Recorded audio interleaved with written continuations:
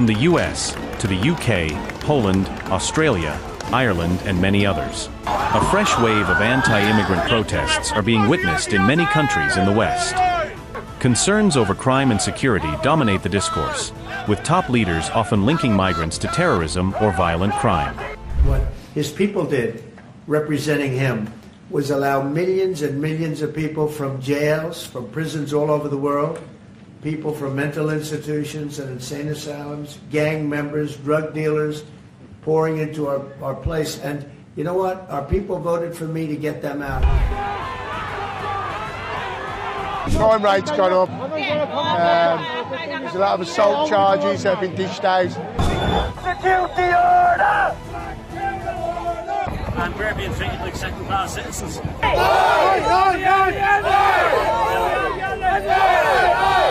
Our kids struggling to get homes.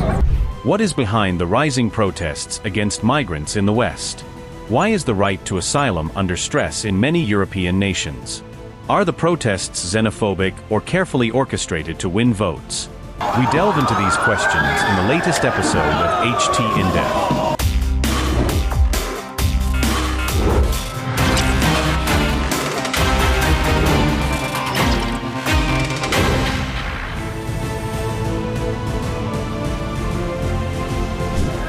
On September 6th, hundreds of people rallied outside the European Commission offices in Warsaw to denounce the European Union's immigration policies. Footage shows protesters rally with flags and placards reading "Mass migration is a threat. Poland must remain a country for Poles." Masowa migracja jest zagrożeniem. Mass migration is a threat. Poland must remain a country for Poles. Nie mamy za zadanie We are not tasked with saving everyone. We have a duty to work for the success of our nation, and through our work we will achieve that success. Mass immigration is harmful, and we will say a resounding no. I encourage us to work together to resist this invasion, this alien culture and this alien civilization. Meanwhile, a group of counter-protesters was also seen rallying at the site. It is very important that we show that not all people in Poland are obsessed with this hatred, that many people are fed up with racism, fed up with this wave that is actually flowing from the top down, because unfortunately, the example comes from those in power. And we say enough. We say we don't want to return to the 1930s. We don't want to return to racist pogromists. We don't want to return in any way to the policies of fascism, Nazism, or Hitlerism. Earlier this year, Prime Minister Donald Tusk had said that Poland would not implement the EU Migration Pact, which is set to take effect in 2026. The pact compels EU member states to evenly share the cost and burden of housing migrants in the zone, while implementing transnational changes to asylum and border policies.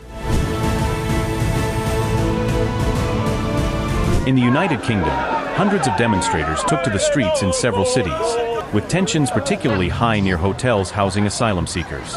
Large crowds gathered in Scotland chanting slogans and holding signs reading "Stop the Boats."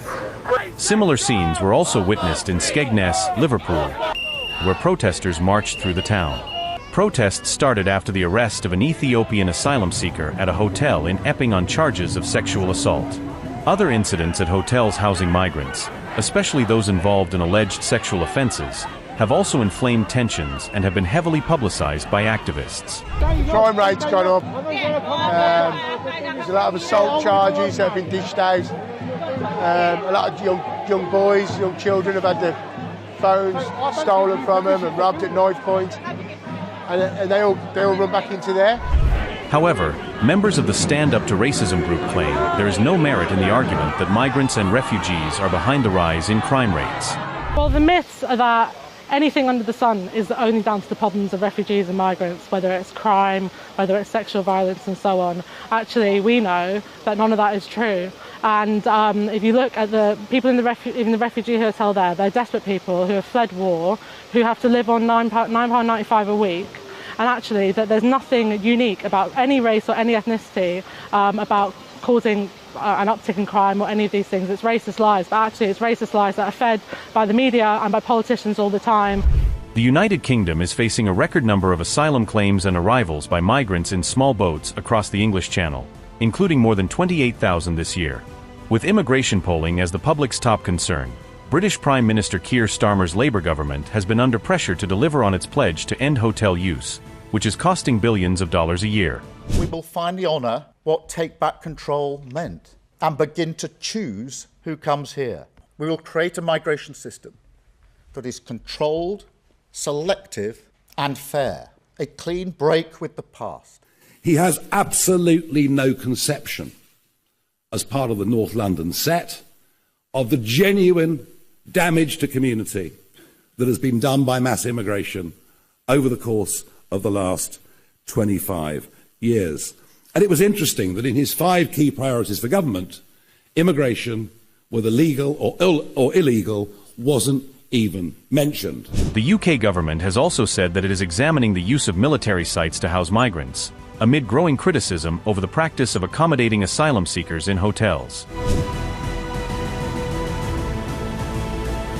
In Australia, more than 45,000 people participated in rallies branded as the March for Australia, which critics say targeted Muslim migrants and the government's multicultural policies. Western media reported that many of these demonstrations were driven by far-right groups and even neo-Nazi movements. From Melbourne to Sydney, demonstrators have framed migrants as convenient scapegoats for the country's housing crisis, invoking slogans steeped in xenophobia and white nationalism. I see my family and my friends who are unable to find a rental, they can't afford their bills. Where do we stop here?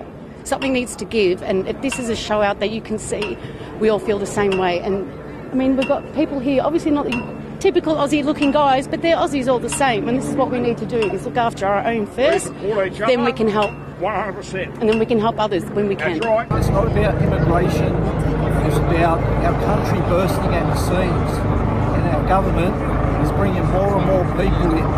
Our kids struggling to get homes. Our hospitals, we have to wait 7 hours. Our roads, there's lack of roads, they're just bursting at the seams. We have to slow down immigration, probably for 10 years so we can catch up in Australia. Anti-immigration protests also escalated into clashes with police in several towns in Northern Ireland in recent months. Riots in Ballymena erupted after Romanian teenagers appeared in Coleraine Magistrates' Court on sexual assault charges, which they denied.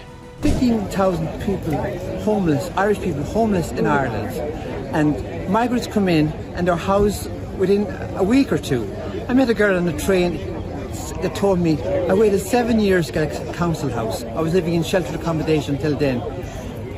What is the justice in that? There's inequality in this country. I mean, Irish citizens are second-class citizens in their own country, and it's going to get worse. They have to be sent back. That's costing so many billions each year, you know, and they're not taking care of the Irish homeless people. They're putting these Ukrainians and all into their own modular homes. They're paying for their cars to be fixed, and we're being treated like second-class citizens. And if we're not careful, we're going to be like the way the North American Indians went. And that happened so quickly because so many people came in and they were just eventually pushed out. A spate of violent incidents since have sown alarm and bewilderment among Indians, Africans, and other nationalities in the country. In a shocking case, boys in a County Waterford housing estate allegedly punched a 6-year-old girl in the face, hit her in the genital area with a bicycle, and told her, "Go back to India." Experts say the rise of anti-immigrant movements can be traced to economic insecurity, demographic shifts, cultural clashes, and geopolitical upheaval. Several politicians have also sought to use the migrant issue to strike fear among citizens. Economic anxiety, housing shortages, and pressure on healthcare and schools are frequently blamed on immigration, sometimes in stark contrast to actual data. For politicians, these sentiments are fertile ground, and anti-immigration rhetoric often translates into votes, framing parties as defenders of sovereignty and cultural order. Many experts argue that this has been exemplified by U.S. President Donald Trump, who has made immigration enforcement a central issue in his second term. Observers warn that a surge in such protests intensifies social polarization and provides momentum to extremist organizations across the West. Human rights advocates also argue that governments must address underlying socio-economic grievances without scapegoating migrants. But will voices of reason get an ear in the world that becomes more polarized with every passing day? We'll wait and watch.